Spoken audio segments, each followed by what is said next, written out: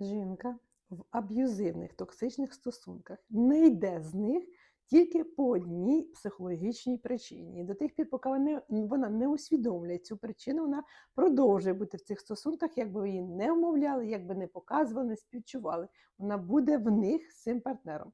І ця причина – це ті сумніви, які визвані протиріччями. Тобто він любить аж не може, вона сама красива, сама чудова, до ненависті, ігнорування або нівелювання. Тобто він її добивається спочатку, її ставить на п'єдестал, яка вона класна, а потім він її просто ігнорує або навіть фізично наказує. За емоційно я навіть не говорю. І жінка знаходиться в цих протиріччях, вона не усвідомлює, чи вона дійсно винна в тому, що він так з нею себе поводить, чи їй дійсно боляче, і вона не повинна з ним бути. Ці протиріччя визивають неймовірні сумніви, які заставляють жінку залишатися в таких стосунках. Ваша ЛП.